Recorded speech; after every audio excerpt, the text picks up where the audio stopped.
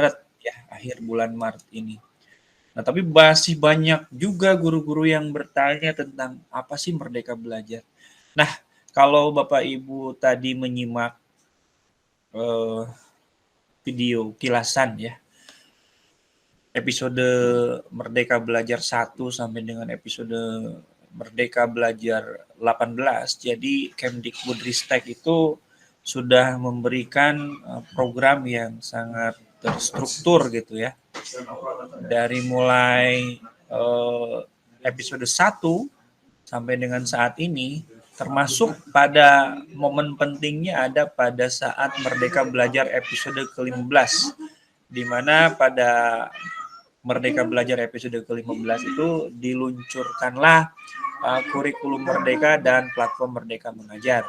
Yang mana dengan platform Merdeka Mengajar inilah kita bisa bertemu saat ini ya melalui webinar komunitas ya, webinar komunitas yang ada di PMM. Nah, kebetulan saat ini tema yang diambil dari webinar komunitas itu adalah Merdeka Belajar. Nah, ini adalah tema umum, tema besar, adalah salah satu pelatihan di PMM yang modulnya pun cukup banyak, 5 modul yang akan coba saya bedah, walaupun mungkin tidak sempurna semua modul, tapi minimal esensi dari Merdeka Belajar itu sama-sama bisa kita pahami. Baik, izin Bapak dan Ibu saya untuk memberikan share screen ya.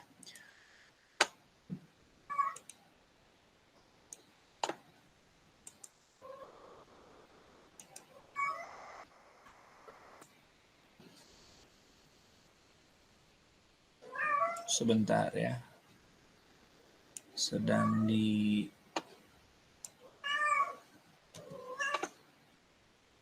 atur dulu ya tampilannya.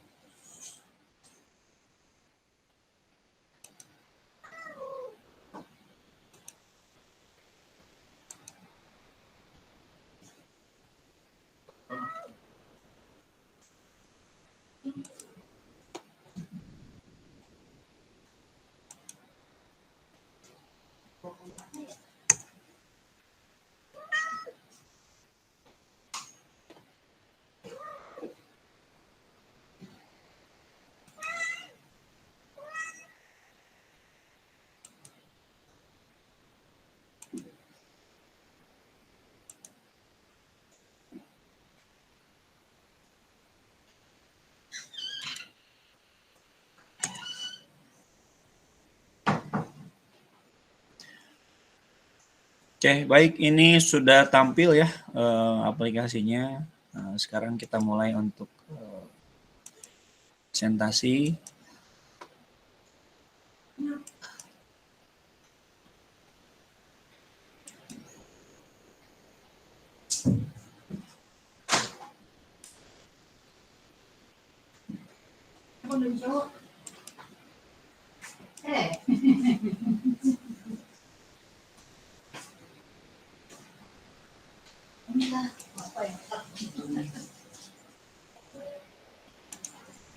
Oke, sudah ada ya.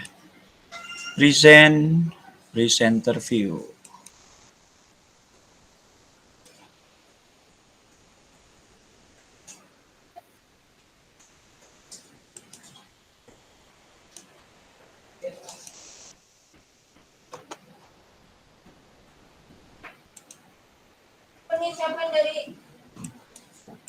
Oke. Oh, dia. Masuk bawah.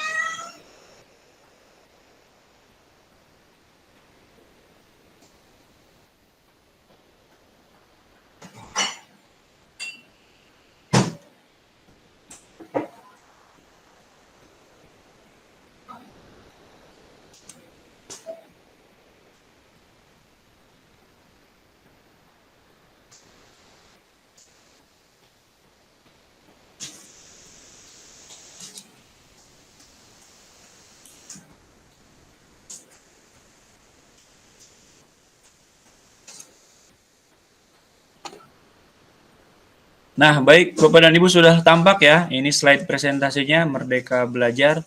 Dan khusus bagi yang hadir pada kesempatan pagi hari ini, bonus slide-nya untuk Bapak dan Ibu ya. Slide-nya akan saya berikan. Ini slide-nya bukan slide yang saya buat sehari 2 hari ya. Ini perlu perjuangan untuk membuat slide ini. Jadi saya tidak akan bagikan secara bebas, tetapi khusus bagi Bapak dan Ibu yang hadir pada kesempatan pagi hari ini, slide editnya akan saya berikan dan silahkan untuk dimodifikasi, dimanfaatkan oleh Bapak dan Ibu.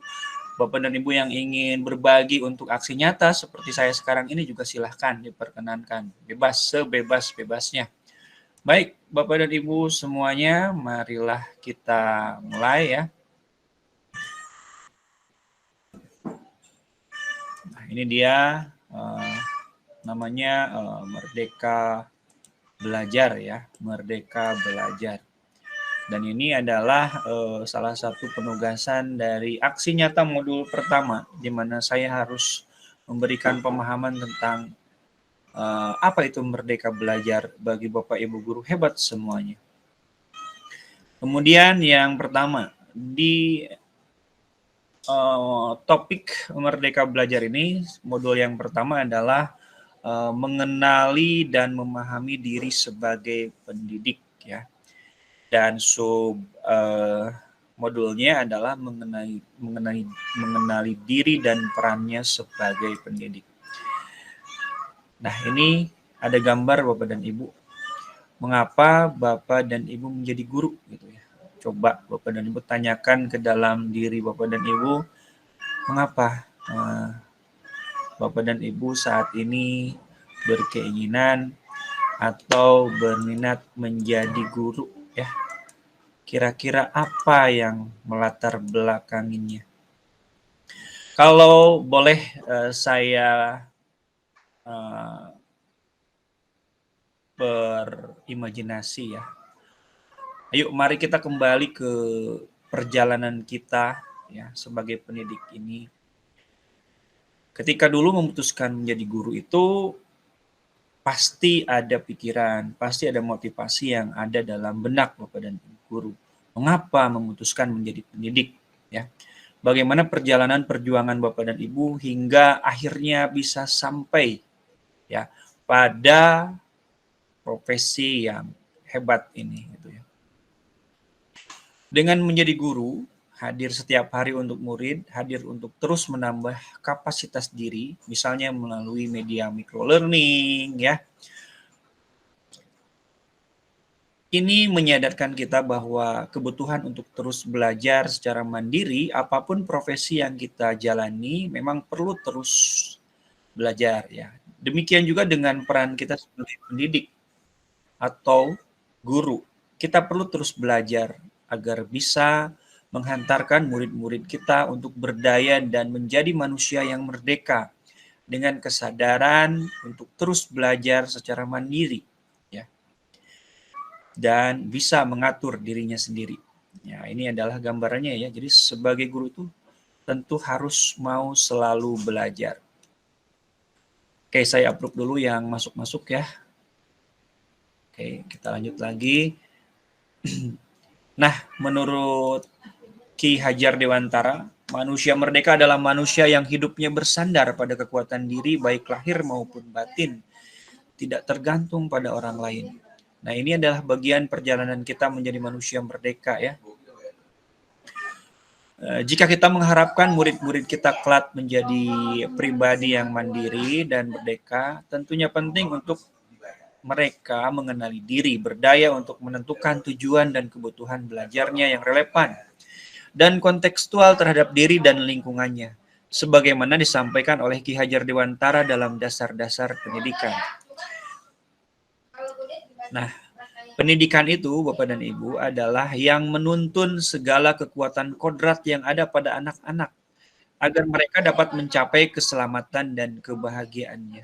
Jadi ini yang perlu diingat bahwa pendidikan itu adalah menuntun kekuatan kodrat yang ada pada anak-anak ya, agar mereka bisa mencapai keselamatan dan kebahagiaan. Jadi ujungnya atau goals-nya adalah keselamatan dan kebahagiaan ya dari murid-murid kita. Kemudian selanjutnya, nah salah satu langkah awal kita sebagai pendidik ya adalah bagaimana memaknai dan menghayati pribadi kita sebagai manusia yang merdeka untuk terus belajar. Murid-murid kita kini menjadi orang-orang yang memiliki berbagai banyak cara untuk belajar dan ini sungguh berbeda dengan apa yang pernah kita lalui dulu. Mereka saat ini sangat fasih dengan teknologi ya, menjadikan internet sebagai salah satu sumber belajar utama. Mereka bisa dengan cepat mencari dan mengkonfirmasi pengetahuan dengan teknologi dalam genggaman. Mereka bisa menjangkau pengetahuan sekalipun tanpa kita berikan. Nah, lantas Bapak Ibu guru, apa yang perlu kita selaraskan agar menjadi pendidik yang relevan dengan konteks zaman murid-murid kita? Ya, memang sudah sangat jauh berbeda ya dengan apa yang kita lalui. Namun mereka itu masih tetap Bapak dan Ibu ya, mereka itu masih tetap memerlukan kehadiran kita, masih tetap memerlukan sosok kita sebagai pendidik.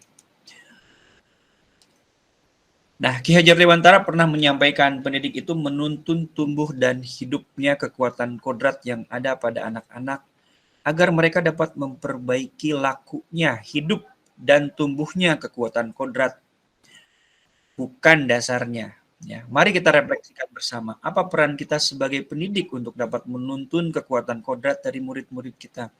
Bagaimana kita bisa menjaga hidup dan tumbuhnya kekuatan kodrat dari murid-murid kita. Saya dulu. Oke, ada 2 orang lagi yang bergabung. Kita lanjut lagi ya.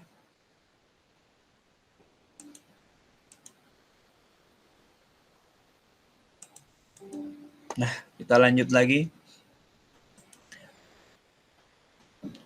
Nah, yang kemudian ada lagi ya. Kemudian peran saya sebagai pendidik itu apa ya?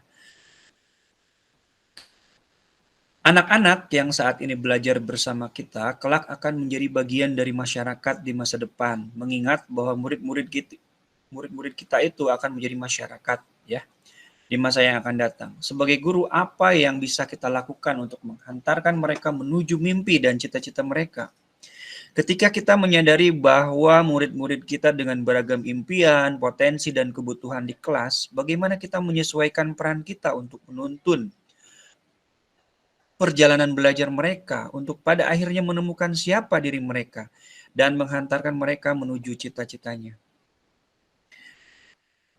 Nah, Bapak dan Ibu, hari ini kita belajar bahwa ternyata peranan seorang pendidik sangat besar.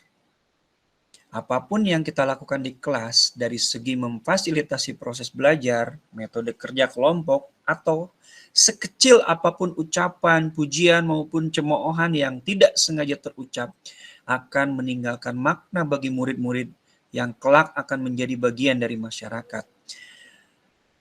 Ketika kita merancang, memfasilitasi hingga menilai proses pembelajaran, kita sebagai guru mesti hadir ya, harus hadir secara utuh. Ya, setiap hal kecil yang kita sampaikan di kelas akan berkontribusi pada kecakapan hidup anak-anak kelak ketika mereka dewasa. Semua yang kita rancang untuk disimak murid kita itu bertujuan ya ketika kita mengajar di dalam kelas. Bapak dan Ibu guru, sebenarnya Bapak dan Ibu guru itu sedang membentuk masyarakat, membentuk budaya ya. Membentuk masa depan melalui murid-murid kita. Kemudian yang selanjutnya adalah ingin menjadi guru seperti apakah saya? Ya, coba tanyakan kepada Bapak dan Ibu guru, ingin menjadi guru seperti apa? Bapak dan Ibu guru, mari kita memutar ingatan kita kembali ke masa lalu. Pengalaman menyenangkan yang Ibu Bapak lalui ketika dulu bersekolah. Ya, kemudian ingat lagi sosok guru kita pada masa lalu. Siapa saja guru-guru kita yang kita senangi dahulu? Ya, kenapa? Apakah sosok guru di sekolah yang pernah memberi nasihat hingga saat ini Bapak Ibu guru masih ingat? Misalkan sosok guru yang dikagumi selalu bertutur kata lembut, guru yang selalu menyimak pendapat kita, atau guru yang selalu menyemangati kita. Apakah ada momen ketika menjadi titik balik Misalnya ada guru yang memberi tugas lalu membuat Bapak Ibu guru menemukan kemampuan tersembunyi dari dalam diri Bapak dan Ibu. Yaitu mungkin pernah kita alami ya Bapak dan Ibu. Saya sendiri mengingat beberapa guru yang sampai saat ini masih terngiang-ngiang, di mana guru tersebut bisa membangkitkan potensi-potensi yang ada pada diri saya pada masa itu gitu ya. Kemudian yang selanjutnya, sekarang kita juga mari ingat pengalaman yang tidak menyenangkan dengan sosok guru. Apakah Bapak dan Ibu guru memiliki pengalaman yang kurang menyenangkan dengan sosok guru tersebut? Apa pengalaman yang kurang menyenangkan tersebut ya? Apakah Bapak dan Ibu pernah merasa takut, terintimidasi gitu ya dengan sosok guru yang galak? Apakah Bapak Ibu guru pernah merasa dipermalukan oleh Bapak Ibu guru yang mengajar kita dahulu? Saya pribadi pernah mengalami hal tersebut gitu ya. Dan betul sekali memang sampai saat ini masih sangat terngiang-ngiang gitu ya. Di mana sosok guru tersebut tidak hanya memberikan cemoohan, tetapi sampai dengan memberikan sebuah punishment berupa kontak fisik di depan murid-murid atau teman-teman saya. Itu sangat membekas dalam diri saya. Nah, jadi berhati-hatilah Bapak dan Ibu guru, buatlah kenangan-kenangan yang indah ya, bukan membuat kenangan-kenangan yang buruk yang membuat suatu saat nanti murid-murid kita itu tidak bisa melupakan kenangan buruk tersebut. Nah, setelah mengingat kenangan-kenangan kita di sekolah dulu, jadi pertanyaannya, ingin menjadi sosok guru seperti apakah kita? Ya. Ketika kita memutuskan bekerja sebagai guru, sebenarnya kita itu sudah memutuskan nanti itu ingin menjadi sosok guru seperti apa. Apakah ingin menjadi guru yang bisa menularkan energi positif pada murid-murid? Apakah ingin menjadi guru yang membuat murid terus tertarik untuk belajar dan membekalinya dengan kemampuan untuk terus belajar hingga akhir hayat? Selamat dan bahagia, serta siap hidup dan mengisi zamannya.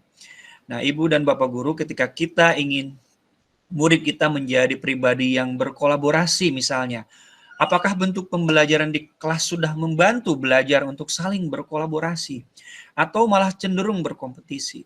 Ketika Bapak dan Ibu ingin menjadi pribadi yang belajar secara mandiri misalnya, sudahkah kita membekali mereka dengan kemampuan mencari sumber belajar yang kredibel atau malah hanya menyuapi mereka dengan materi yang sudah tersedia di buku? Ketika kita ingin murid kita menjadi pribadi yang memiliki empati misalnya, apakah kita sudah berempati dengan murid-murid kita? Ketika kita ingin menjadi murid kita yang selamat dan bahagia, sudahkah kita mencapai suasana belajar yang selamat dan bahagia? Bapak dan Ibu guru, rekan-rekan semuanya, mari kita ingat-ingat lagi keseharian kita mengajar di kelas. Sudahkah kita menjadi sosok guru yang dikagumi atau kita kagumi dulu? Apakah kita sudah berupaya menjadi guru seperti guru yang pernah kita idolakan?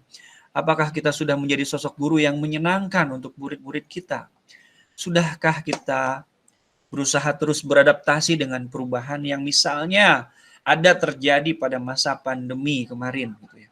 Mari kita berefleksi Bapak dan Ibu, karena sejatinya Merdeka Belajar itu adalah kita menjadi orang yang berguna bagi siswa-siswa kita dan menuntun mereka menjadi orang yang berbahagia, menjadi orang yang berguna kelak di masa depannya.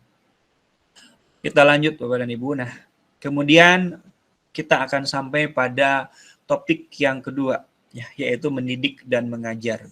Bapak dan Ibu, ya, coba Bapak dan Ibu, apakah tahu bedanya mendidik dengan mengajar?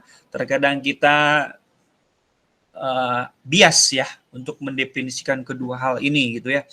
Nah, pemahaman kata pendidikan dan pengajaran, ada yang masuk lagi, saya approve dulu.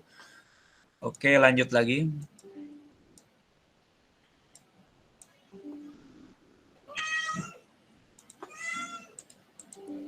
Baik. Pendidikan dan pengajaran terkadang masih membingungkan Penggabungan istilah tersebut dapat mengaburkan pengertian yang sesungguhnya. Pengajaran adalah suatu cara menyampaikan ilmu atau manfaat bagi hidup anak-anak secara lahir maupun batin. Maka pengajaran merupakan salah satu bagian dari pendidikan, ya. Ingat, pengajaran adalah salah satu bagian dari pendidikan. Ki Hajar Dewantara mendefinisikan pendidikan sebagai tuntunan, ya, yaitu tuntunan dalam hidup dan tumbuhnya murid. Maka mendidik adalah menuntun segala kodrat yang ada pada murid agar mereka dapat mencapai keselamatan dan kebahagiaan yang setinggi-tingginya, baik itu sebagai manusia maupun sebagai masyarakat, ya. Kemudian layaknya seorang petani yang menanami padi, ia hanya dapat menuntun tumbuhnya padi, mengusahakan kondisi yang terbaik agar padi dapat tumbuh sesuai dengan kodratnya. Petani mungkin dapat memperbaiki keadaan tanaman atau padinya, atau bahkan menghasilkan tanaman padi yang lebih besar daripada tanaman padi yang tidak dipelihara. Bagaimanapun ikhtiar yang terbaik yang dilakukan oleh petani untuk tumbuh padinya tidak dapat membuat tanaman padi itu tumbuh menjadi tanaman jagung atau tanaman lainnya. Nah, seperti itulah Bapak dan Ibu peran pendidik yang bisa menuntun agar murid bisa tumbuh dan berkembang sesuai dengan kodratnya.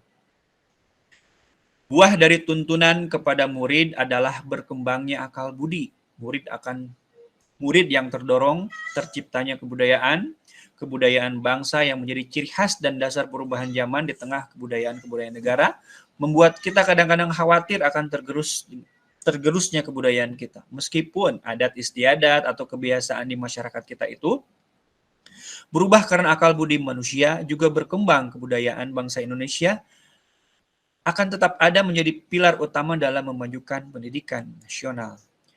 Nah, Bapak dan Ibu, guru memberikan praktek pembelajaran yang mengembangkan kerjasama, empati, menghargai sesama, dan berkontribusi sosial kepada sesama murid, sehingga dapat menemukan dan terbekali dengan kebudayaan-kebudayaan bangsa yang jika terus-menerus ditumbuhkan, maka kebudayaan bangsa akan menjadi sangat kuat dan tentu saja akan membantu murid atas kehidupan dan penghidupannya. Dan yang paling utama dan yang paling penting yaitu dapat membantu keberlangsungan hidup sebagai bangsa Indonesia. Nah, Bapak dan Ibu, mari kita ingat-ingat lagi pendidikan kita pada masa lalu, yaitu pendidikan pada satu abad. Subjudul pada modul ini. Bapak dan Ibu, ada pendidikan pada masa kolonial, ya. Metode pengajaran di zaman kolonial Belanda yang menggunakan sistem pendidikan perintah dan sanksi, tanpa sadar Bapak dan Ibu sudah masuk ke dalam warisan cara guru-guru kita mendidik murid-muridnya, bahkan mungkin sampai saat ini praktek itu masih saja berlangsung. Misalnya masih ditemukan kasus kekerasan pada murid di sekolah, murid mendapatkan hukuman atau sanksi. Ingat, ketika mereka belum atau tidak mengerjakan perintah dari guru, ya.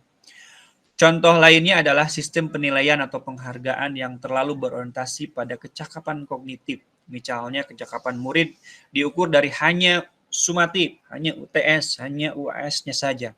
Akibatnya murid berusaha keras melatih kecakapannya dengan mengerjakan kisi-kisi ujian hingga mendapatkan nilai dan penghargaan dari sekolah.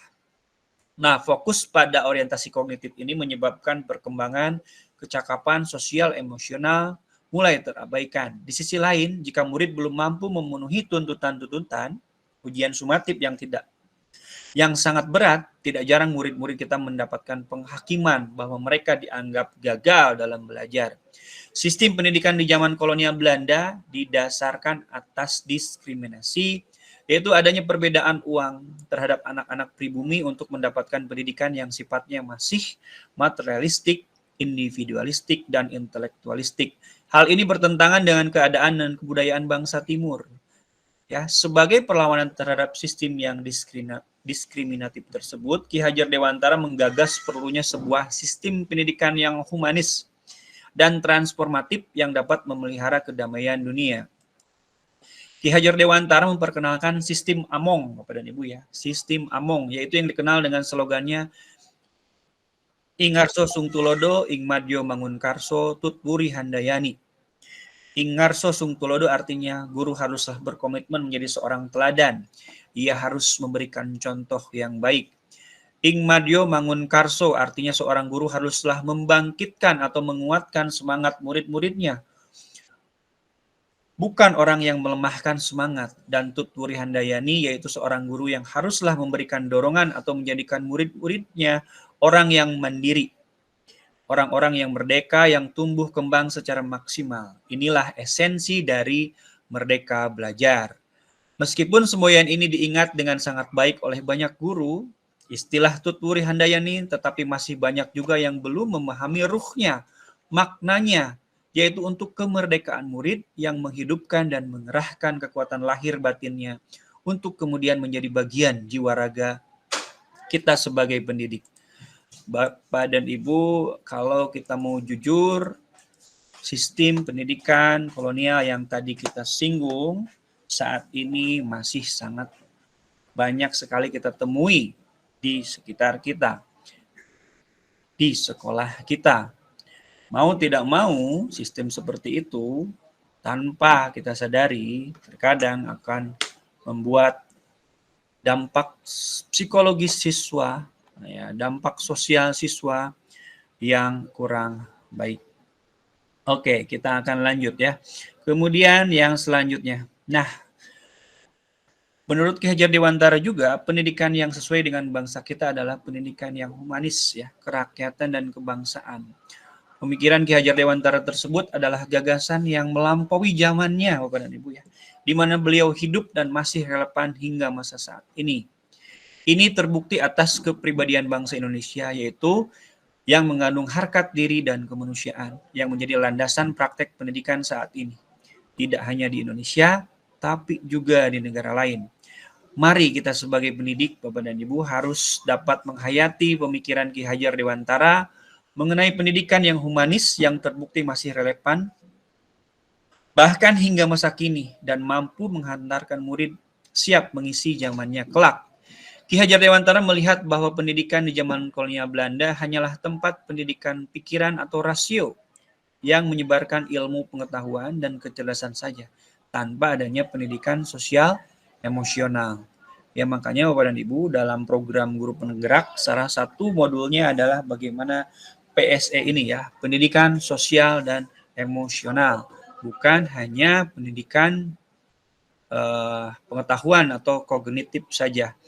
Nah, kemudian selain pendidikan kecerdasan atau keterampilan berpikir, pendidikan kultural yaitu pendidikan yang berdasar garis bangsa dan budaya, misalnya dengan menghargai proses belajar murid, merayakan setiap pencapaian pembelajarannya, dan mengajar sesuai dengan kompetensinya juga sangat dibutuhkan oleh mereka.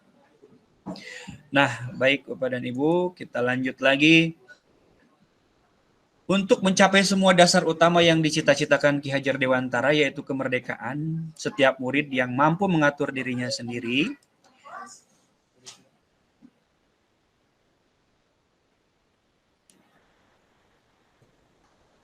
kemudian yang selanjutnya, Bapak dan Ibu, manusia itu adalah sebagai makhluk ciptaan Tuhan yang Maha Esa memiliki dua bagian utama pada tubuhnya, yaitu badan jasmani, lahir, dan badan rohani atau batin.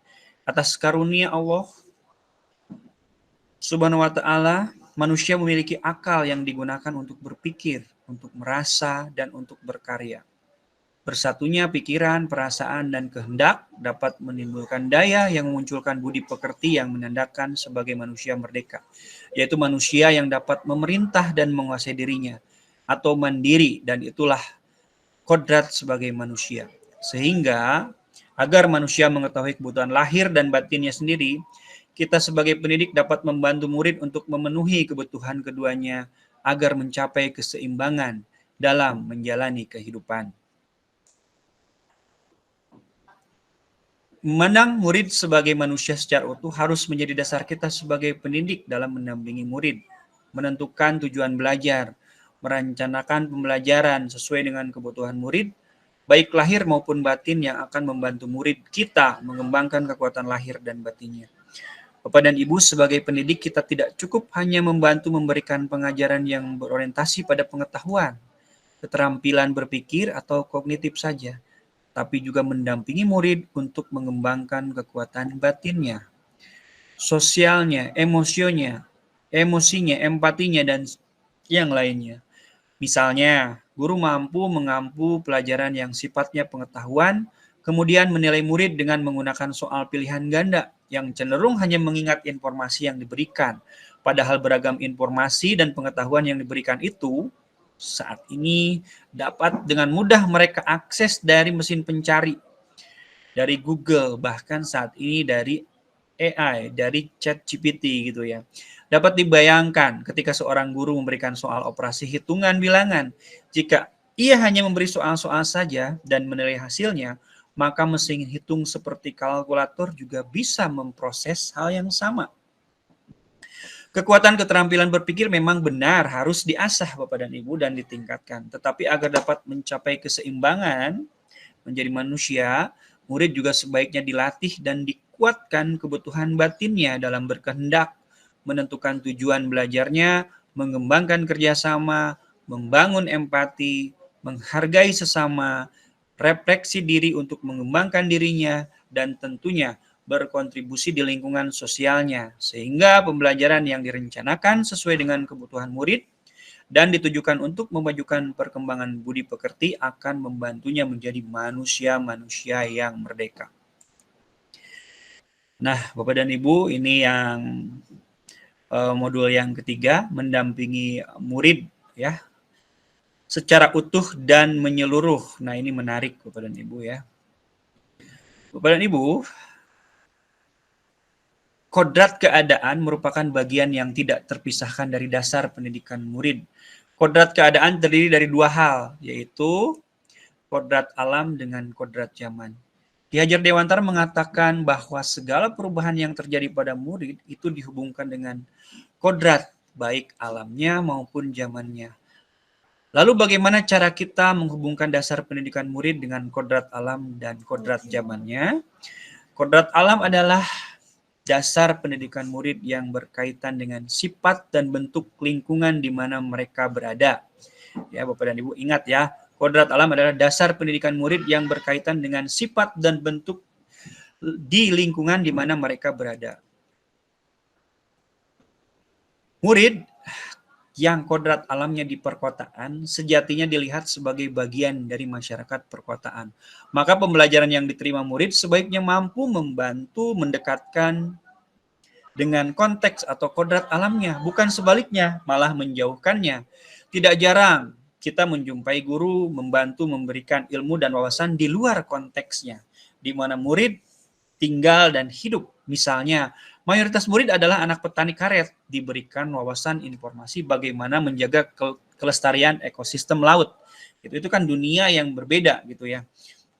Walaupun sebenarnya tidak apa-apa ya untuk mendapatkan informasi dan cara bagaimana menjaga kelestarian laut. Tetapi pembelajaran kontekstual itu saat ini memang sedang digaung-gaungkan agar apa? Agar pembelajaran di sekolah itu memang bermanfaat untuk siswa, untuk murid yang kita ajar. Apakah cara dan informasi itu sesuai dengan kodrat alam murid? Oleh karena itu, guru bukan lagi sebagai satu-satunya sumber belajar murid kita. Guru dapat membantu murid dengan memberikan pembelajaran kontekstual. Guru berperan sebagai penghubung murid dengan sumber-sumber belajar yang ada di sekitar murid atau sekolah maupun sumber-sumber belajar digital yang mengaitkan setiap materi dengan konteks di mana murid hidup. Misalnya, materi menjaga kelestarian alam dikontekskan dengan merawat pohon karet agar produksi getahnya semakin baik.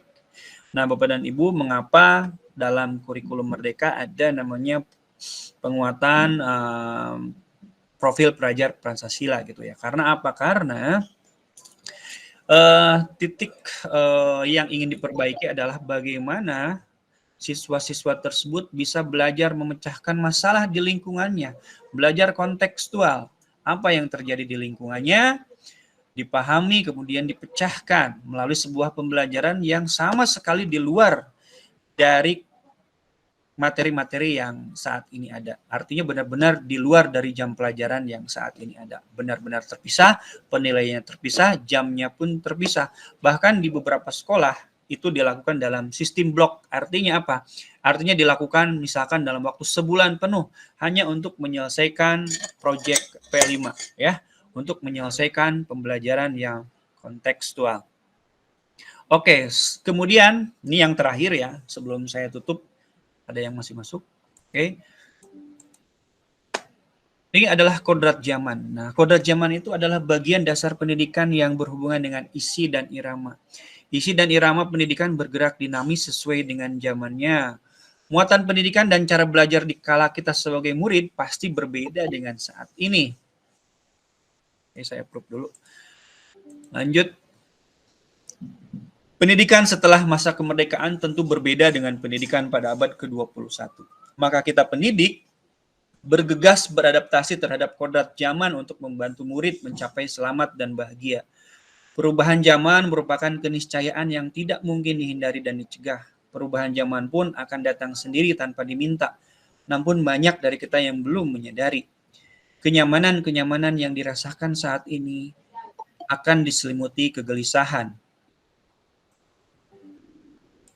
Kegelisahan akibat perubahan zaman, misalnya kemajuan pesat teknologi membuat cara belajar dan berinteraksi murid juga berubah. Jika tidak kita siapkan dan beradaptasi dengan baik, maka murid-murid mungkin tidak akan mampu hidup berdampingan dengan perubahan zaman. Contohnya, guru yang terbiasa mengajar dengan menggunakan metode utama ceramah, menyampaikan informasi-informasi yang ada di mesin pencari, atau digital membuat murid memiliki kompetensi yang tidak relevan dan sesuai dengan keterampilan abad 21, yaitu berpikir kritis, kreatif, komunikatif, dan kolaboratif. Maka sebagai pendidik kita juga harus dapat membantu Bapak dan Ibu memberikan pembelajaran yang berorientasi pada penguasaan kecakapan tersebut. Seiring dengan perubahan ini yang terjadi dalam pendidikan secara global, Ki Hajar Dewantara mengingatkan bahwa pengaruh-pengaruh dari luar hendaknya juga dipilah mana yang sesuai dengan kearifan lokal, sosial, dan budaya bangsa Indonesia.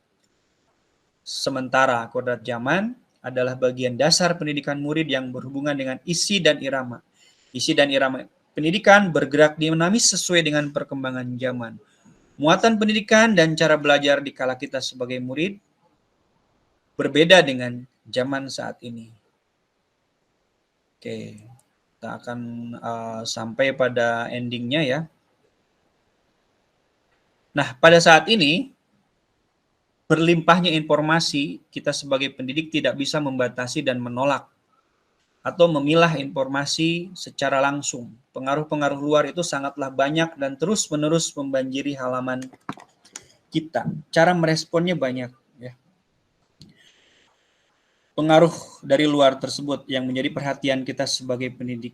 Nah, dengan begitu banyaknya informasi yang datang itu, kita tidak bisa benar-benar menyaring mana yang diterima oleh murid, karena ia bisa mendapatkan informasi dari mana saja yang dia inginkan gitu. Jadi murid memiliki kebebasan. Maka yang pendidik atau yang kita bisa lakukan adalah membantu anak-anak untuk menemukan kecakapan berpikir kritis, menerima dan merespon informasi. Maksudnya adalah Bapak dan Ibu, saat ini murid-murid sudah sangat canggih ya. Jadi kita tidak bisa memberikan materi kepada mereka hanya materi-materi yang misalkan sumbernya memang sudah ada di internet gitu ya. Mereka pun bisa mengakses itu. Yang perlu kita lakukan adalah bagaimana seperti tadi, 4 keterampilan kreatif, komunikatif, kolaboratif, dan critical thinking justru itu yang sangat penting untuk dilakukan. Jika Bapak dan Ibu melihat murid-murid di kelas, mereka terdiam, mereka kurang aktif, mungkin saja mereka itu tidak terbiasa untuk mengadaptasi keterampilan abad 21 tersebut. Mulailah untuk memberikan kebebasan kepada mereka berpendapat, mulailah membentuk kelompok-kelompok kecil di mana mereka bisa berpendapat, berkolaborasi, menyampaikan idenya, menyampaikan pendapatnya, agar mereka siswa kita bisa sama-sama sukses ya. Baik Bapak dan Ibu, ini adalah modul yang ketiga dan ini tidak akan saya lanjutkan karena sudah cukup siang. Tapi sesuai janji saya, slide materi saya ini akan saya bebaskan hak penggunaannya untuk Bapak dan Ibu, tetapi Bapak dan Ibu hanya boleh menggunakannya untuk Bapak dan Ibu sendiri, tidak untuk dibagikan atau diperjualbelikan, karena modul ini pure memang saya yang membuat. Jadi apresiasi dari saya ketika Bapak dan Ibu saat ini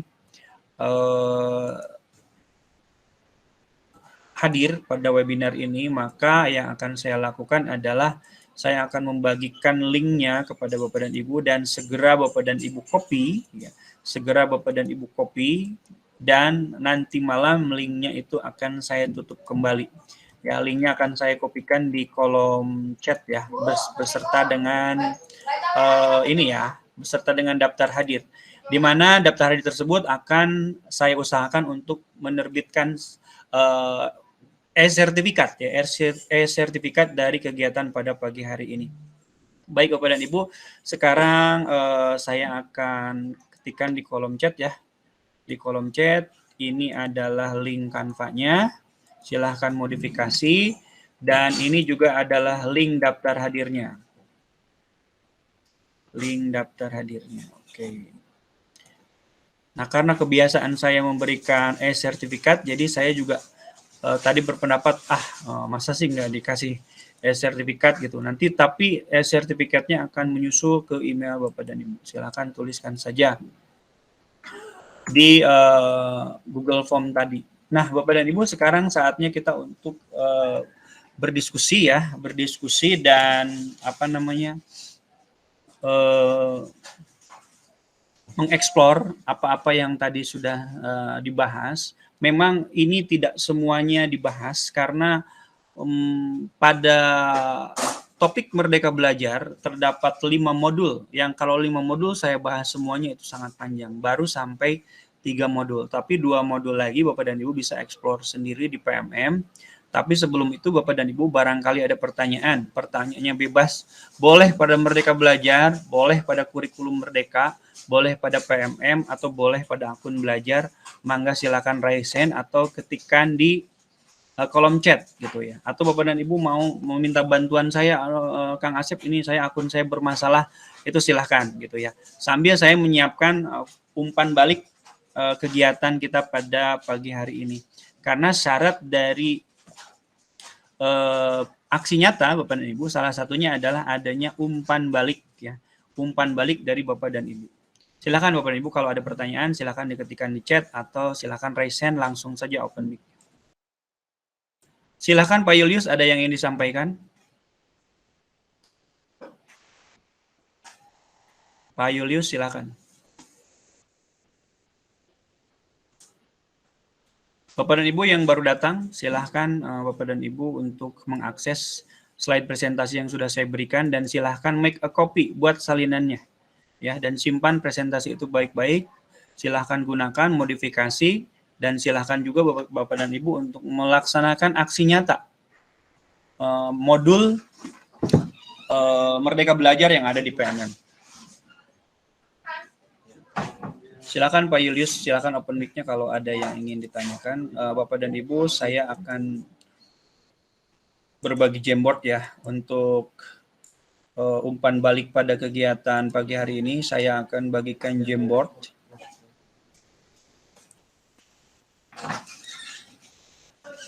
Jamboard, whiteboard. Oke, nah ini dia.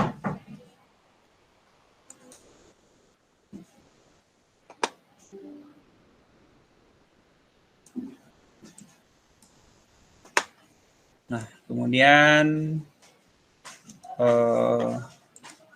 Bapak dan Ibu juga bisa,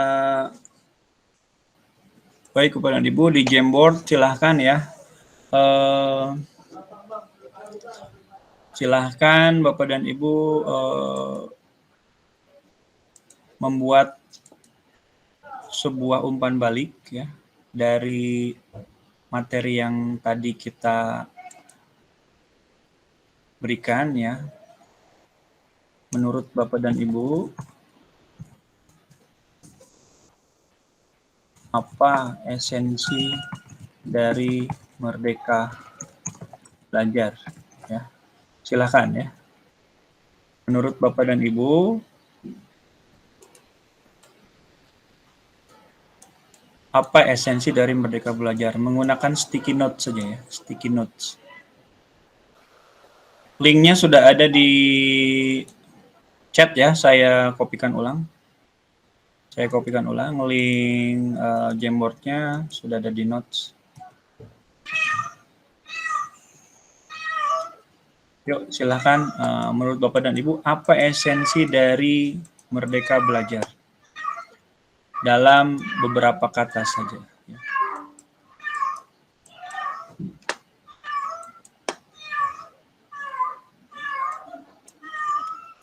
Itu dalam kalimat, dalam satu kalimat. Silahkan diisi Bapak dan Ibu.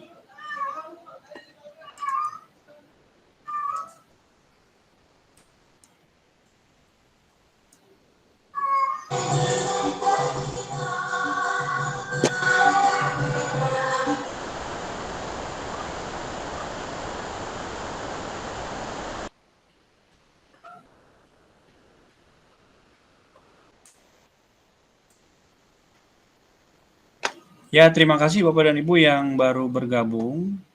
Silahkan Bapak dan Ibu yang baru bergabung untuk mengakses kolom chat. Ya.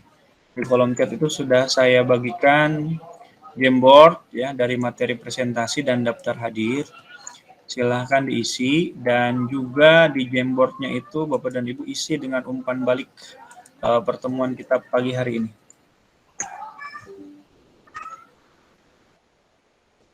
Silakan Bu Nur Hamidah, ada pertanyaan.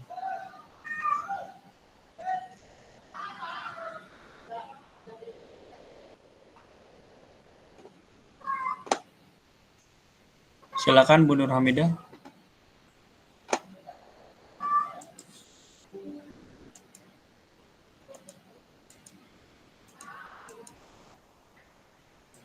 Nah, ini sudah ada ya. Menurut saya esensi dari Merdeka Belajar yaitu penetapan tujuan pelajaran yang sesuai dengan kebutuhan minat peserta didik yang berpusat pada peserta didik. Oke.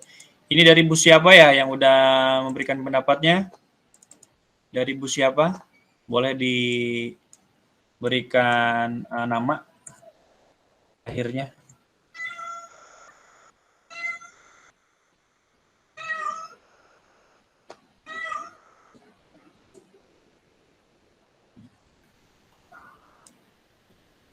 Baik, kalau begitu Jamboardnya akan saya buka terus ya, Bapak dan Ibu. Nanti yang ingin mengisi masih terus terbuka karena ini sudah jam 9:04. Kita sama-sama tahu kalau guru tentunya ada jam pelajaran juga ya yang harus kita